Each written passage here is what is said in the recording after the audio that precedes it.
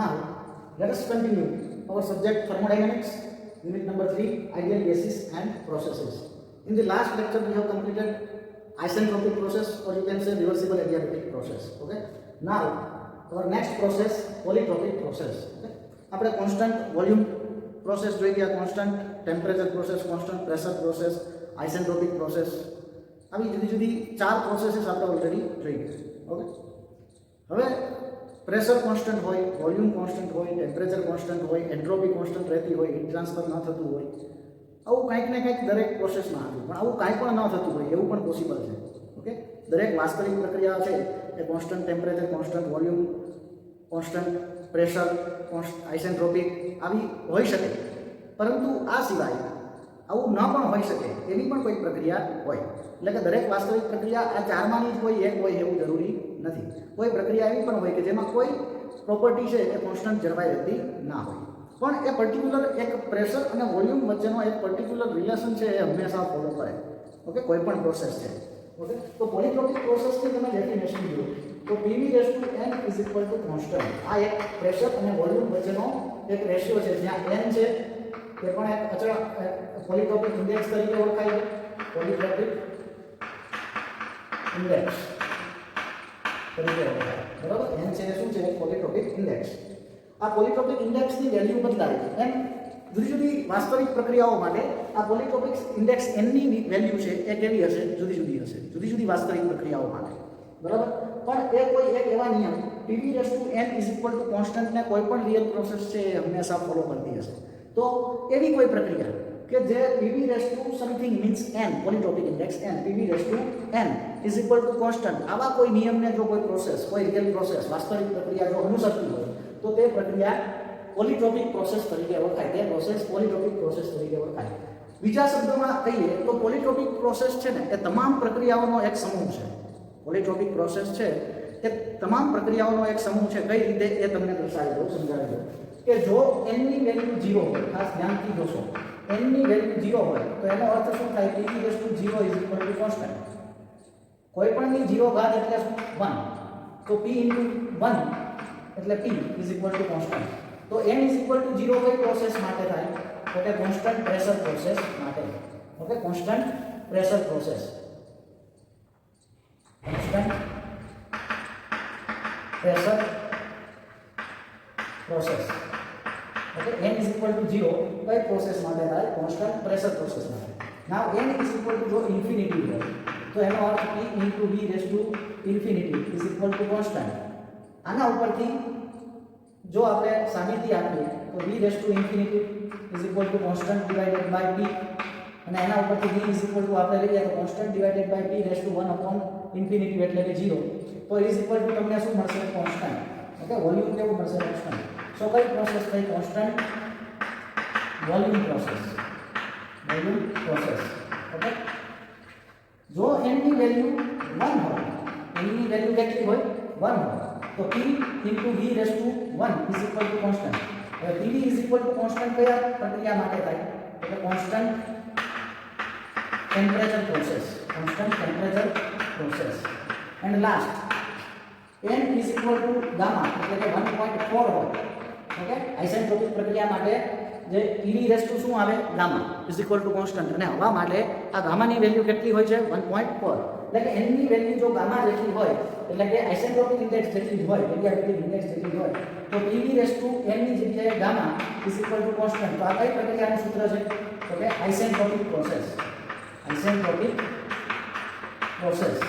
તો તમે અહીંયા જોઈ શકો છો કે n ની આપણે ચાર આ જુદી જુદી વેલ્યુ એવી લખેલી છે કે જેના ઉપરથી તમે જાણી શકો, સમજી શકો કે n ની જુદી જુદી આ બધી જ તમામ પ્રક્રિયાઓ છે એ આ પોલિટ્રોપિક પ્રક્રિયામાં સમાવેશ થઈ જાય છે. હવે આપણે આના ઉપરથી એવી એક વ્યાખ્યા પણ પોલિટ્રોપિક પ્રોસેસ માટે બનાવી શકીએ.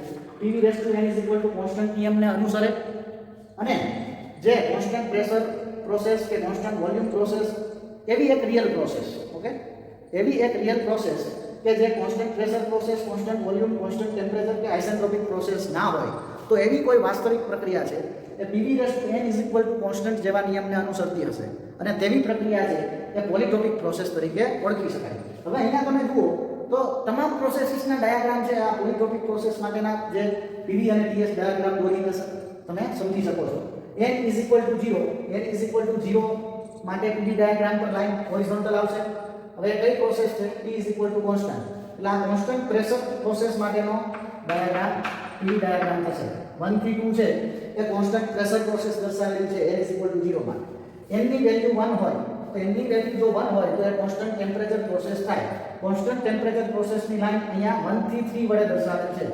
એટલે 1 2 3 જે છે એ કોન્સ્ટન્ટ ટેમ્પરેચર પ્રોસેસનો ડાયાગ્રામ છે. અને એ કર્વ આવે છે પણ કેવો થોડોક નીચે તરફ લંબતો એટલે કે હોરિઝોન્ટલ તરફનો કર્વ આવે છે. બરાબર? અચળ તાપમાન પ્રક્રિયાની રેખા હોરિઝોન્ટલ તરફનો કર્વ આવશે. ઓકે, નીચે તરફ ઢળેલો.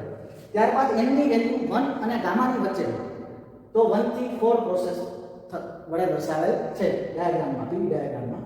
ઓકે, n ની વેલ્યુ જેમ વધતી જાય એમ પીવી ડાયાગ્રામ કેવો થતો જશે? વર્ટિકલ. n ની વેલ્યુ 0 થી વધીને 1 થાય તો કોન્સ્ટન્ટ ટેમ્પરેચર પ્રોસેસ. ત્યારબાદ n ની વેલ્યુ 1 કરતા વધારે અને ગામા એટલે કે 1.4 કરતા ઓછી હોય તો એ પ્રોસેસ 1 થી 4 ની જેમ એટલે કે અચળ તાપમાનથી થોડી ઉપર તરફ આવશે. ત્યારબાદ n ની વેલ્યુ ગામા જેટલી હોય તો એ પ્રોસેસ થાય isentropic process. Okay, s = constant. n ની વેલ્યુ ગામા જેટલી તો એ કઈ પ્રોસેસ થાય? આઇસેન્ટ્રોપિક. તો હવે આ ખાસ યાદ રાખો. ઓકે, આ કઈ પ્રક્રિયા છે? 1 2 3 અને 1 2 5. આ અચળ તાપમાન પ્રક્રિયા છે અને આ અચળ આઇસેન્ટ્રોપિક પ્રક્રિયા છે. તો બંનેનો ડાયાગ્રામ ઉપરથી નીચે કર્વ જ આવે. આપણે પીવી ડાયાગ્રામ જોઈ ગયા એમ. પણ બંનેમાં શું ડિફરન્સ છે? તો કે અચળ તાપમાન પ્રક્રિયાનો કર્વ છે એ નીચે તરફ ઢળેલો આવશે, હોરિઝોન્ટલ તરફ ઢળેલો આવશે. અને આઇસેન્ટ્રોપિક પ્રક્રિયાનો જે કર્વ છે એ થોડો ઉપર તરફ ઢળેલો આવશે આ રીતે. બરાબર? સો આ બંને વચ્ચેનો ડિફરન્સ ખાસ અહીંયા યાદ રાખશો. જે ઇન ફ્યુચર આપણે એપ્લાય કરવાના છીએ, આનો ઉપયોગ થશે કાર્નોટ સાયકલ દરમિયાન. ત્યારબાદ n ની વેલ્યુ જો ગામા કરતાં વધી જાય એટલે કે 1.4 કરતાં વધી જાય તો એ પ્રોસેસ છે એનો ઢાળ છે એ વધારે વર્ટિકલ તરફ ખસશે. અને n ની વેલ્યુ ઇન્ફિનિટી એટલે કે વોલ્યુમ કોન્સ્ટન્ટ પ્રોસેસ છે એનો પીવી ડાયાગ્રામ છે એ આપણે વર્ટિકલ લાઈન વડે દર્શાવીએ છીએ. ત્યારબાદ ટીએસ ડાયાગ્રામ જોઈએ તો n = 0 pressure constant. Okay, n = infinity volume constant, n = 1 temperature constant. Okay, n = gamma entropy constant. તો આ ચાર મહત્વની પ્રક્રિયાઓ અને એ સિવાયની વેલ્યુ માટેના ટીએસ ડાયાગ્રામ n ની જુદી જુદી કિંમત માટે અહીંયા દર્શાવેલા છે. અહીંયા ખાસ આ તો આપણે જાણીએ છીએ, ઈઝીલી લખી શકીએ કે ટીએસ ડાયાગ્રામમાં કોન્સ્ટન્ટ ટેમ્પરેચર લાઈન હોરિઝોન્ટલ આવશે અને આઇસેન્ટ્રોપિક લાઈન હોય, એન્ટ્રોપી કોન્સ્ટન્ટ રહેતી હોય એવી કોઈ પ્રક્રિયા હોય તો એ રેખા કેવી આવશે? હંમેશા વર્ટિકલ. પણ આ ખાસ સમજજો કે પ્રેશર કોન્સ્ટન્ટ અને વોલ્યુમ કોન્સ્ટન્ટ બંનેનો ટીએસ ડાયાગ્રામ નીચેથી ઉપર તરફ કર્વ આવે છે. નીચેથી ઉપર તરફ કર્વ. પણ એ બંને સેમ નથી, મેં કીધું. બરાબર? પ્રેશર કોન્સ્ટન્ટ લાઈન છે એ હોરિઝોન્ટલ તરફ ઢળતી લાઈન આવશે અને વોલ્યુમ કોન્સ્ટન્ટ લાઈન છે વર્ટિકલ તરફ ઢળતી લાઈન આવશે. એટલે બંનેમાં ડિફરન્સ છે. ઓકે, ઇન ફ્યુચર આપણે જુદી જુદી સાયકલના ડાયાગ્રામ ડ્રો કરશું ત્યારે આ બંને સ્ટેપ જે મેં તમને અહીંયા સમજાવેલા છે કે આ બંનેના ઢાળ અલગ અલગ હોય છે અને આ બંને પ્રોસેસના ટીએસ ડાયાગ્રામમાં ઢાળ અલગ અલગ હોય છે. આનો ઉપયોગ કાર્નોટ સાયકલના ડાયાગ્રામ દોરતી વખતે ઉપયોગમાં આવશે. ઓકે, પછી એક ડ્યુઅલ સાયકલનો આપણે સ્ટડી કરશું ત્યારે આ ઉપયોગમાં આવશે. કાર્નોટ સાયકલ વખતે આ બંને લાઈન છે એ ઉપયોગમાં આવશે. સો પોલિટ્રોપિક પ્રોસેસ માટે આપણે જે ઇક્વેશન પીવી અને ટીએસ ડાયાગ્રામ અને એની ડેફિનેશન છે એ સમજી ગયા. હવે આપણે જોઈએ તેના માટે કાર્યનું સૂત્ર અને હીટ ટ્રાન્સફરનું ઇક્વેશન. નાઉ પોલિટ્રોપિક પ્રોસેસ માટે આપણે ડેફિનેશન જેની અને તેના પીવી ટીએસ ડાયાગ્રામ વિશે આપણે ઓલરેડી જોઈ ગયા. નાઉ work transfer, PVT relation and heat transfer for polytropic process. Okay, હવે આપણે આઇસેન્ટ્રોપિક પ્રોસેસ માટે જાણીએ છીએ. આઇસેન્ટ્રોપિક પ્રોસેસનું સૂત્ર ઇક્વેશન શું છે? PV raised to gamma is equal to constant.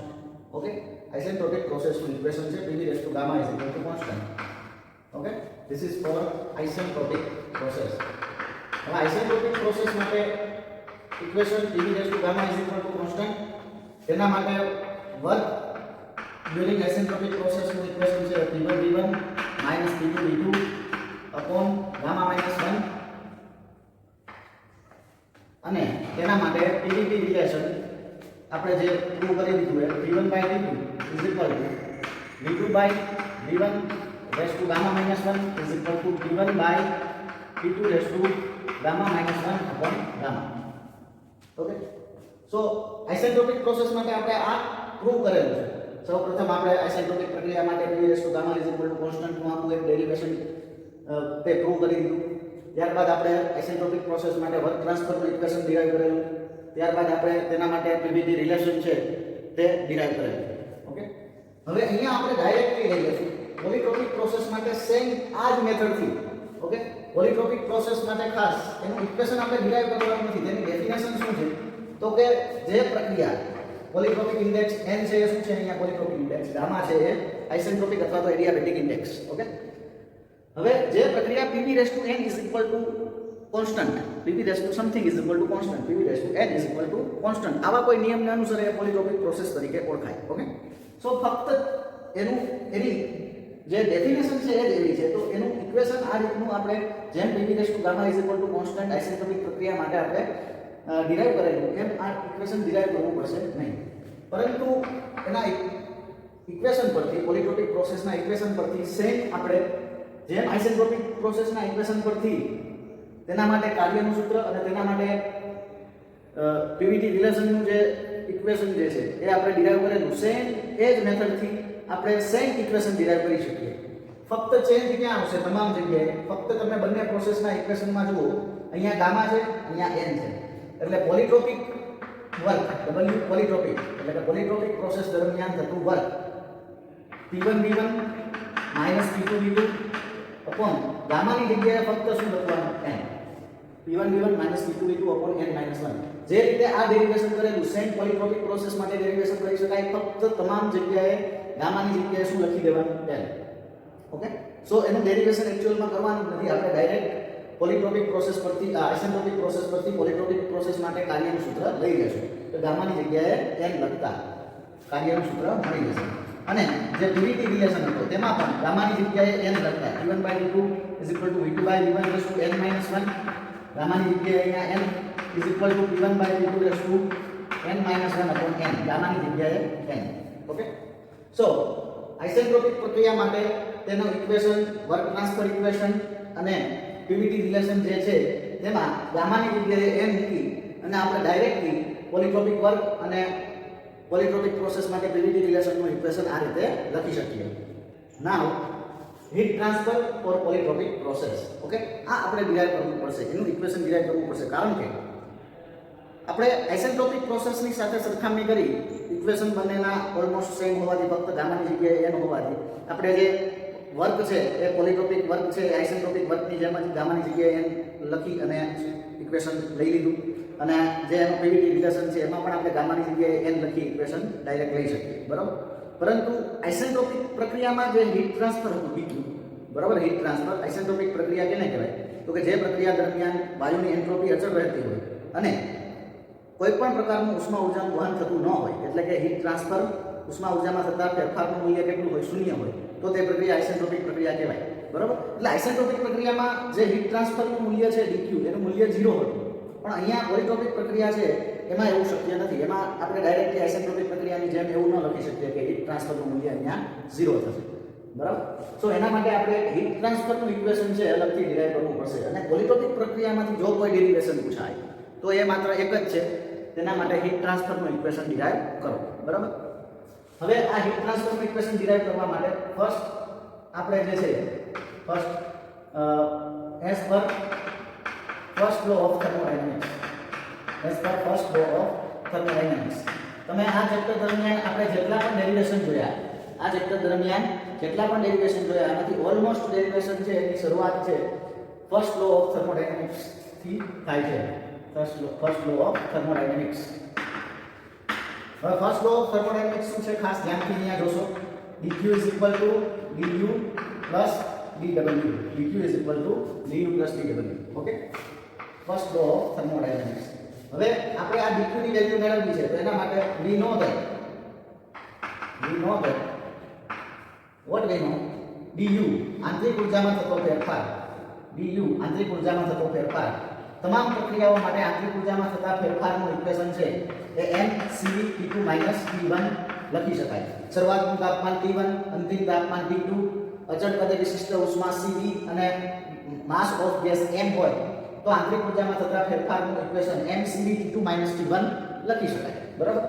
ઉપરાંત અહીંયા જે વર્ક છે આપણે પોલિટ્રોપિક પ્રોસેસ માટે ઇક્વેશન ડિરાઇવ કરીએ છીએ એટલે અહીંયા જે વર્ક છે dw એટલે કે પોલિટ્રોપિક વર્ક એનું ઇક્વેશન આપણે હમણાં જોયું એ મુજબ શું લખી શકાય p1 v1 p2 v2 upon n minus 1 okay હવે આ બંને વેલ્યુ ઉપરનું જે ઇક્વેશન છે એમાં મૂકતા બરાબર બંને વેલ્યુ છે એ ઉપરના ઇક્વેશનમાં આપણે લઈ લઈએ તો બંને વેલ્યુ ઉપરના ઇક્વેશનમાં લેવાથી dq ઇક્વેશન થશે m cv p2 t1 plus p1 v1 p2 v2 divided by n minus 1.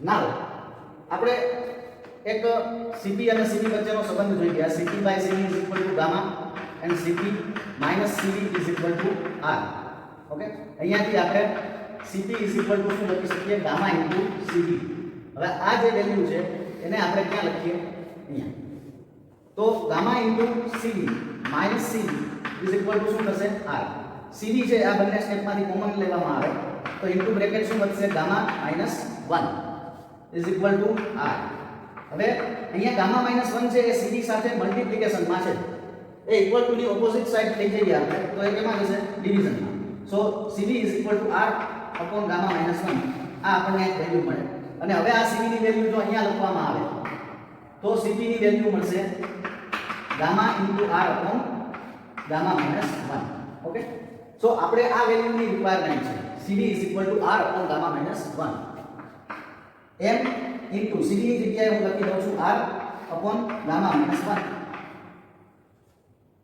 t2 minus t1 plus t1 v1 minus t2 v2 upon n minus 1 as it is upon n minus 1 as it is હવે આ mr ને આઉન્સની અંદર multiply કરું છું mr t2 minus mr t1 થશે mr છે એને હું ब्रैकेट के अंदर मल्टीप्लाई करीश એટલે mr t2 minus mr t1 થશે we know that gas characteristic equation pv is equal to mrt okay so mrt2 instead of mrt2 we can write p2 v2 and instead of mrt1 we can write p1 v1 okay p1 v1 is equal to mrt1 and p2 v2 is equal to mrt2 so here mr into bracket p2 minus t1 છે એની જગ્યાએ આપણે લખી શકીએ p2 v2 minus p1 v1 whole divided by gamma minus 1 plus p1 v1 minus p2 v2 upon n minus 1 okay so dq is equal to અહીંયા સુધી I hope કે તમને સમજાઈ ગયું હશે સૌપ્રથમ આપણે cv dq is equal to du plus dw છે એમાં du અને dw ના જે વેલ્યુ છે એના ઇક્વેશન્સ આપણી પાસે છે એના ઉપરથી આપણે જે વેલ્યુ છે એ મૂકી દીધી ત્યારબાદ આપણે ફર્સ્ટ સ્ટેપ શું કર્યું તો કે cv ની વેલ્યુ અહીંયા મૂકી r upon gamma minus 1 okay cv ની વેલ્યુ છે આપણે અહીંયા લખી r upon gamma minus 1 cv ની value r upon gamma minus 1 લખી દીધા બાદ નેક્સ્ટ સ્ટેપ આપણે શું કર્યું છે તો કે mrt2 minus mrt1 એટલે કે p2 v2 minus p1 v1 હવે નેક્સ્ટ સ્ટેપ ખાસ ધ્યાનથી જોશો અહીંયા તમે જોઈ શકો છો p2 v2 minus p1 v1 છે અહીંયા તમે જોઈ શકો છો p1 v1 minus p2 v2 છે તો હું બંને જગ્યાએ એક સરખું હોય તો કોમન લખી શકું તો એના માટે આપણે શું કરીએ dq is equal to આ જે સેકન્ડ સ્ટેપ છે હું પહેલા લખું છું p1 v1 minus p2 v2 whole divided by n minus 1 હવે અહીંયાથી હું માઈનસ કોમન કાઢું એટલે આગળ શું આવશે માઈનસ તો અંદર શું થઈ જશે p2 v2 minus p1 v1 જે હતું એ શું થઈ જાય p1 v1 minus p2 v2 okay minus common લેવામાં આવે તો જ્યાં પ્લસ હતું ત્યાં માઈનસ થઈ જાય માઈનસ હતું એ પ્લસ થઈ જાય એટલે p1 v1 minus p2 v2 થઈ જશે અને whole divided by gamma minus 1 as it is okay હવે નેક્સ્ટ સ્ટેપમાં dq is equal to p1 v1 minus p2 v2 જે છે આપણે કોમન લઈ લઈએ p1 v1 minus p2 v2 છે અને આપણે કોમન લઈ લઈએ તો ઇન્ટુ બ્રેકેટ શું વધે છે ખાસ ધ્યાનથી જોશો 1 upon n minus 1 minus 1 upon gamma minus 1 okay હવે dq is equal to p1 v1 minus p2 v2 હવે લસા આપણે લઈએ તો લસા આવશે અહીંયા n minus 1 into gamma minus 1 અહીંયા n minus 1 છે gamma minus 1 અહીંયા મલ્ટીપ્લાય થશે અહીંયા gamma minus 1 છે એટલે અહીંયા n minus 1 મલ્ટીપ્લાય થશે so p1 v1 minus p2 v2 whole divided by આ n-1 જે છે n-1 એને હું અહીંયાને બદલે આના ડિવિઝનમાં લખી શકું. Okay, v1 v1 v2 v2 upon n-1. શા માટે આવું કર્યું છે એ તમને હમણાં સમજાઈ જશે. બરાબર. હવે ગામા -1 માઇનસ n-1 એ બ્રેકેટને જો ઓપન કરો તમે તો એ બ્રેકેટ ઓપન કરવાથી gamma -1 minus n minus minus plus 1 whole divided by gamma -1 બનશે. કારણ કે એમાંથી n-1 છે એને આપણે કાઉન્સની બહાર કાઢી. ઓકે, હવે નેક્સ્ટ સ્ટેપ જે છે એ શું થશે તો કે dq is equal two p1 v1 minus p2 v2 upon n-1 p1 v1 minus p2 v2 upon n-1 into -1 plus 1 will be cancelled. So gamma minus n upon gamma minus 1. Okay. So polytropic process માટે heat transfer નું equation થશે p1 v1 p2 v2 upon n-1 into bracket gamma minus n upon gamma minus 1. હજી આ ઇક્વેશનને solve કરી શકાય. જો તમારે heat transfer directly મેળવવું હોય આપેલા ડેટા ઉપરથી તો આ ઇક્વેશન યુઝ કરવું પડશે. બટ આ ઇક્વેશનમાં તમે જોઈ શકો છો કે આ જે છે એ શું છે.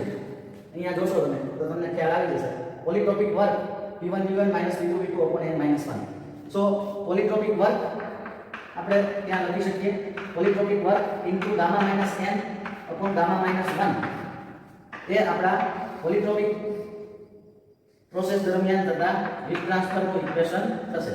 Okay, heat transfer during polytropic process is equal to work transfer during polytropic process into gamma minus n upon gamma minus 1. જ્યાં ગામા આઇસેન્ટ્રોપિક ઇન્ડેક્સ છે અને n છે એ પોલીટ્રોપિક ઇન્ડેક્સ છે. ઓકે, સો આ રીતે ઈઝીલી આપણે પોલીટ્રોપિક પ્રોસેસ માટે હીટ ટ્રાન્સફરનું ઇક્વેશન ડિરાઇવ કરી શકીએ. નાઉ throttling process. Okay, when a gas expands from higher pressure to the lower pressure through a small passage like a porous plug or you can say capillary tube. Okay, when a gas expands from higher pressure to lower pressure through a small passage and enthalpy of the gas remains constant during that process, then that process is known as throttling process. Okay, કોઈ એવી પ્રક્રિયા કે જેમાં gas છે એ higher પ્રેશરથી lower pressure તરફ expand થાય. Okay, gas expands from higher pressure T1 to lower pressure T2 through a small passage. Okay, through a small passage like porous plug or capillary tube.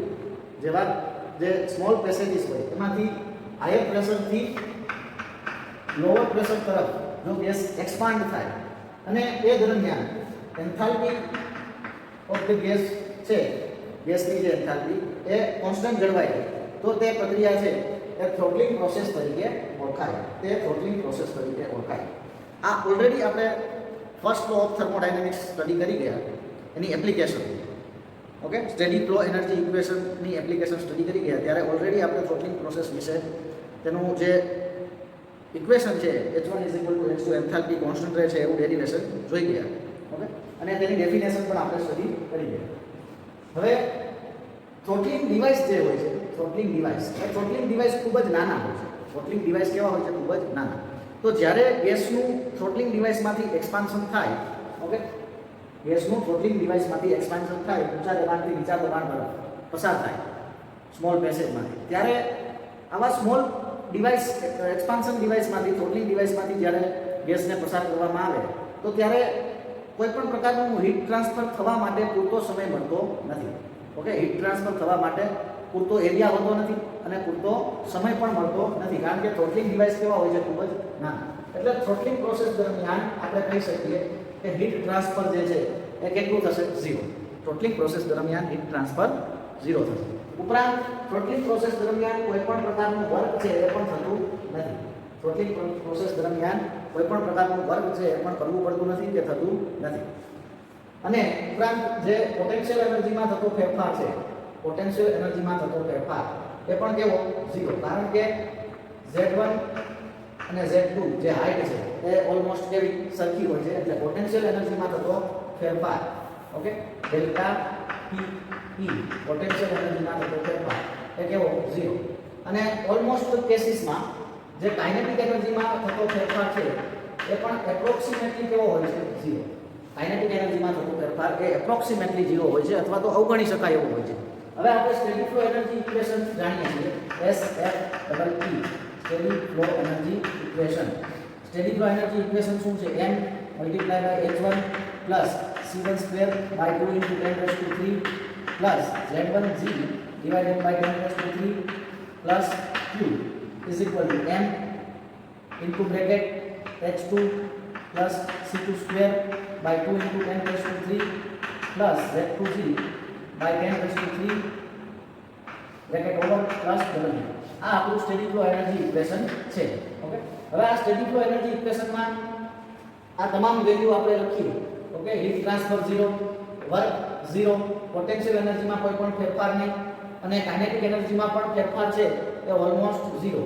હવે z1 અહીંયા z2 એટલે આ step બંને બાજુથી cancel થઈ જશે. Kinetic એનર્જીમાં પણ કોઈ લગભગ ખૂબ જ ઓછો ફેરફાર થાય છે, એને અવગણી શકાય. q0 w0 એટલે ઇક્વેશનમાં ફક્ત વધશે શું એ જોઈએ આપણે. m × h1 m × h2. m will be cancelled, so h1 h2. Enthalpy of the gas remains constant during throttling process. Already આપણે આ ડિરાઈવ કરી દીધા. હવે h1 છે એ આપણે શું લખી શકીએ? Flow work plus internal energy plus flow work. Okay, તો p2 v2 plus u2. Okay, સો h1 ની જગ્યાએ u1 પ્લસ p1 v1 અને h2 ની જગ્યાએ u2 પ્લસ p2 v2 લખી શકાય.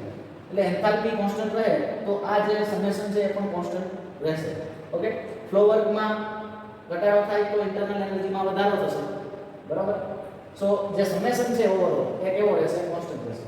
હવે ટેમ્પરેચરની વાત કરીએ તો ટેમ્પરેચર વધી પણ શકે, ઘટી પણ શકે. ઓકે, ટેમ્પરેચર છે એ ગેસનું થ્રોટલિંગ પ્રોસેસ દરમિયાન ટેમ્પરેચર જે ગેસનું છે એ પણ વધી પણ શકે અને ઘટી પણ શકે. એનો આધાર કેના ઉપર છે? તો કે ફ્લો વર્ક અને ઇન્ટરનલ એનર્જીમાં થતા ફેરફાર પર. ઓકે, ટેમ્પરેચર વધી પણ શકે અને ટેમ્પરેચર ઘટી પણ શકે. એનો આધાર કેના ઉપર છે? આ ફ્લો વર્ક અને ઇન્ટરનલ એનર્જીમાં ફેરફાર જે થાય છે એના ઉપર. એઝ એ એક્ઝામ્પલ, જો ઇન્ટરનલ એનર્જીમાં વધારો થતો હોય, ઓકે, u1 કરતા u2 ની વેલ્યુ છે એ વધારે હોય, ઇન્ટરનલ એનર્જીમાં શું થાય? વધારો થાય. ઇન્ટરનલ એનર્જીમાં વધારો થાય. ઓકે, ઇન્ટરનલ એનર્જી u છે એ જો વધે તો ટેમ્પરેચર ઓફ ધ ગેસ છે થ્રોટલિંગ પ્રોસેસ દરમિયાન ગેસનું જે ટેમ્પરેચર છે એમાં શું થશે? વધારો થશે. ઓકે, જો ઇન્ટરનલ એનર્જીમાં વધારો થાય તો. ઓકે, કારણ કે ઇન્ટરનલ એનર્જીના ફેરફારનું ઇક્વેશન છે mCv T2 - T1. ઓકે, સો આંતરિક ઉર્જાનો ફેરફાર ક્યારે વધે? તો કે જ્યારે ટેમ્પરેચર ડિફરન્સ વધે ત્યારે. સો ટેમ્પરેચર વધે તો ટેમ્પરેચર ડિફરન્સ વધવાનું છે. તો ટેમ્પરેચર જો ઇન્ટરનલ એનર્જીમાં વધારો થાય તો ટેમ્પરેચર ડિફરન્સમાં શું થશે? વધારો થશે. ઓકે, જનરલી જે આ થ્રોટલિંગ પ્રોસેસ દરમિયાન જે ટેમ્પરેચર ડિફરન્સ છે અથવા તો ટેમ્પરેચરમાં થતો ફેરફાર છે એ એક જૂલ થોમ્પસન કોએફિશિયન્ટ પર આધારિત હોય છે. ઓકે, જૂલ થોમ્પસન કોએફિશિયન્ટ તમે અહીંયા જોઈ શકો છો, ડાયાગ્રામમાં દર્શાવેલ છે. એ આપણે જોઈએ એ પહેલા આપણે થ્રોટલિંગ પ્રોસેસને આપણે પીવી ડાયાગ્રામ અને ટીએસ ડાયાગ્રામ પર પણ દર્શાવી દઈએ. હવે પીવી ડાયાગ્રામ પર તમે જોઈ શકો છો એક low pressure line P1, higher pressure line P1 and low pressure line P2. Okay, so PV diagram પર આ થ્રોટલિંગ પ્રોસેસ છે આપણે કંઈક આ રીતે દર્શાવી શકીએ.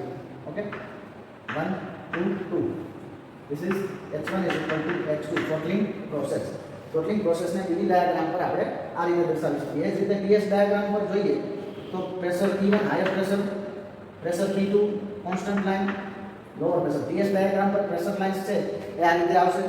હવે હાયર પ્રેશર થી લોઅર પ્રેશર જે પ્રોસેસ છે એ કંઈક આ રીતે થઈ શકે.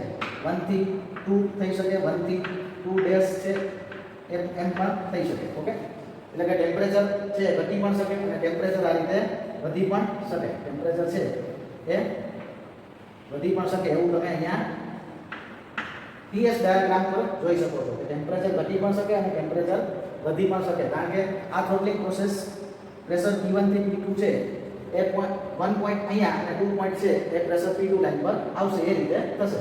તો એ પ્રોસેસ અહીંયાથી આ તરફ અને અહીંયાથી આ તરફ એમ બંને તરફ થઈ શકે. બરાબર, હવે આપણે જે વાત કરતા હતા કે ટેમ્પરેચર ચેન્જ જે થાય છે થ્રોટલિંગ પ્રોસેસ દરમિયાન એનો આધાર કેના ઉપર હોય છે મ્યુ, જૂલ થોમ્પસન કોએફિશિયન્ટ તરીકે જેને ઓળખવામાં આવે dt/dt, ઓકે, એટલે કે ટેમ્પરેચરનું પ્રેશરની સાપેક્ષે ડિફરન્શિએશન, ઓકે, એ જ કોન્સ્ટન્ટ રાખીને જો કરવામાં આવે તો એ જે વેલ્યુ મળે એ જૂલ થોમ્પસન કોએફિશિયન્ટ તરીકે ઓળખાય. હવે આ મ્યુની વેલ્યુ જો 0, મ્યુની વેલ્યુ જો પહેલા આપણે વિચારીએ ગ્રેટર ધેન 0, 1 છે એ પ્રેશર P1 લાઈન છે, લાઈન પર છે, એટલે એ ઇનિશિયલ સ્ટેટ છે. શું છે? શરૂઆતની અવસ્થા. થ્રોટલિંગ બાદનું ફાઇનલ સ્ટેટ શું થશે? થ્રોટલિંગ બાદનું ફાઇનલ સ્ટેટ જે છે એ શું થશે એનો આધાર આ મ્યુની વેલ્યુ ઉપર છે. આ મ્યુની વેલ્યુ જો તમને ગ્રેટર ધેન 0 મળે, મ્યુની વેલ્યુ જો ગ્રેટર ધેન 0 મળે તો જે પોઈન્ટ નંબર 2 છે, પોઈન્ટ નંબર 2 એ 2 ડબલ ડેશ થી 1 ની વચ્ચે હશે. ઓકે, મ્યુની વેલ્યુ જો ગ્રેટર ધેન 0 મળે તો પોઈન્ટ નંબર 2 એટલે કે જે ફાઇનલ સ્ટેટ છે એ ક્યાં હશે? તો કે 1 અને 2 ડબલ ડેશ ની વચ્ચે. ઓકે, અહીંયા ક્યાં, બરાબર.